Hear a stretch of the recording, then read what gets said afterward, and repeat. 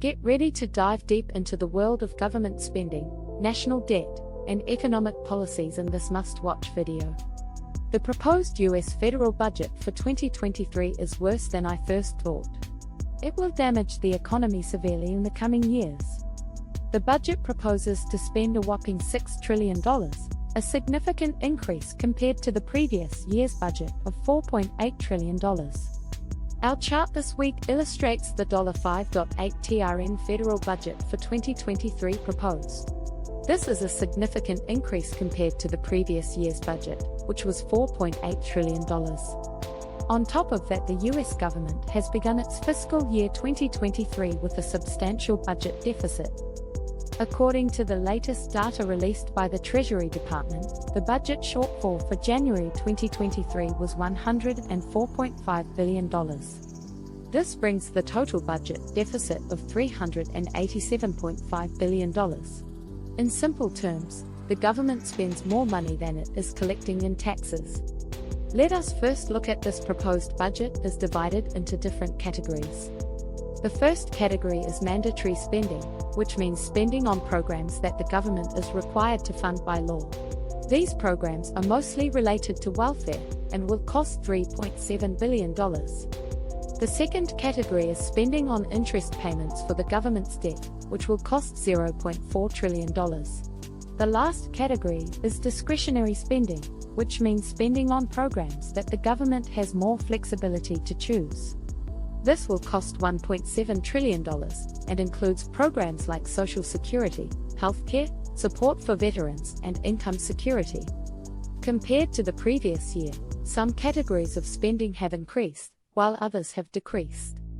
For example, spending on Social Security and healthcare has increased, but spending on income security, primarily pandemic support, has decreased. Overall, the government plans to borrow money to cover the $1.2 trillion deficit. The government plans to increase its revenue by collecting taxes, and predicts it will collect $4 trillion in total. This includes taxes on Social Security, federal income, corporate profits, and other sources. While some taxes will increase, others will decrease due to economic changes caused by the pandemic. It's important to understand how changes in the economy can affect government finances. One example of this is the impact of unemployment on federal tax revenue. When unemployment rises, it means that fewer people are earning income, which in turn leads to a decrease in the amount of tax revenue that the government collects. And they may also receive government benefits such as unemployment insurance or food stamps, which further reduces the government's revenue. The federal government had projected $2.3 trillion in tax revenue for 2023, but due to a rise in unemployment, tax revenue decreases up to 10%. This means that the government would collect 10% less than projected, or $2.07 trillion.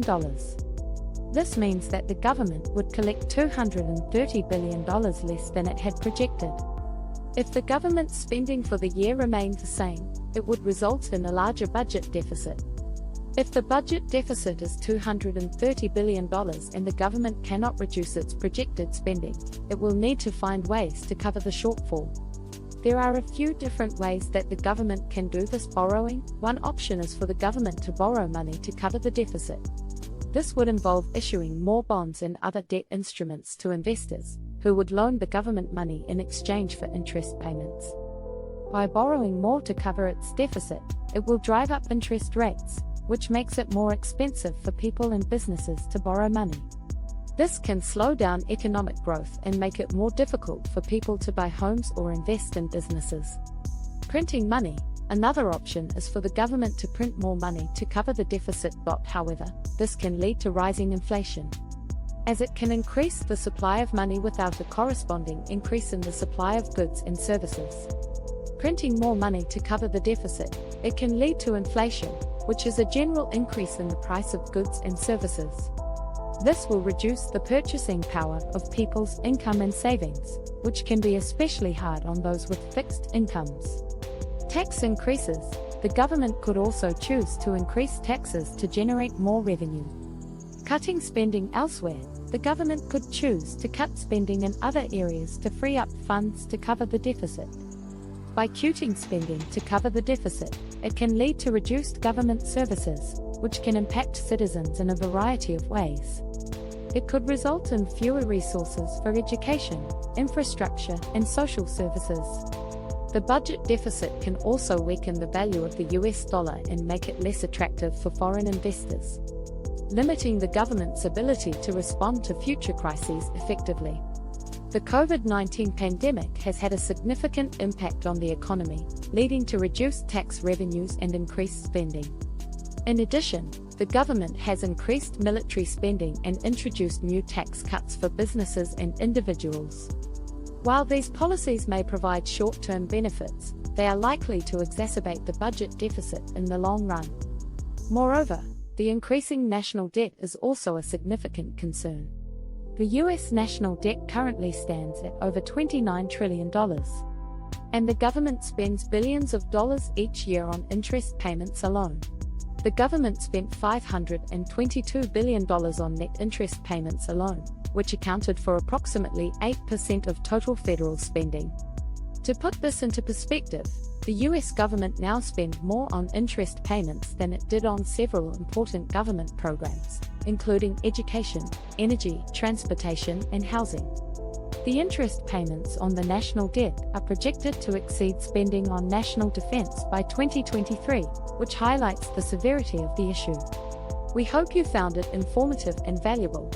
Don't forget to like and subscribe for more educational content. Thanks for watching.